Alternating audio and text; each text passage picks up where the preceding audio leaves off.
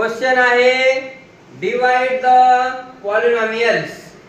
Deviation करत असताना सगळ्यात अगोदर आपण एक्झाम्पल घेणार आहे 16x³ plus 8x² divided by 2x.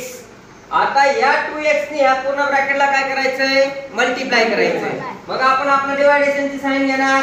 मग याच्यामध्ये काय येणार आहे 16x³ प्लस 8x². इथे किती येणार 2x.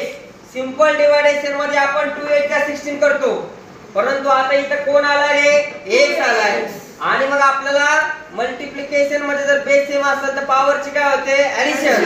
बेसिक रूल माहिती असला पाहिजे. मग इथं x आहे आणि इथं आपल्याला x³ काढायचा आहे. म्हणजे बाळांनो x ला कुठल्या नंबरने मल्टिप्लाय केल्यानंतर आन्सर x³ येईल. तर x² का, कारण की मल्टिप्लिकेशन मध्ये जर बेस सेम असेल तर त्यांच्या पॉवरची काय होते ऍडिशन. आणि एक बेस जसा आहे तसा आपण कॉमन घेतो. म्हणून 2x जा 16 आणि x * x² म्हणजे x³. इथे किती येणार 16x³. सबट्रॅक्ट डिवायडेशन करते म्हणजे यांची काय करावं लागणार आपल्याला सबट्रॅक्शन. इथे काय येणार मायनस चे साइन येणार. हे काय झालं बाळांनो मग कॅन्सल. वरून किती घेतले 8x³.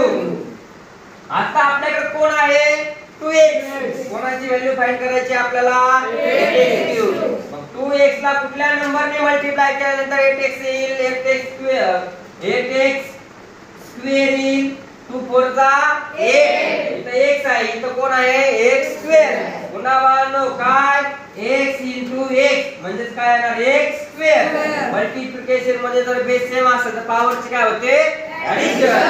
म्हणून इथे येणार 4x म्हणजे किती येणार 8x² हे मायनस आणि मग आन्सर किती येते 0 आणि 0. मग 0 0 हे काय झालं रिमाइंडर. आणि 8x² + 4x हे काय झालं क्वेश्चन. समजलं का बाळांनो.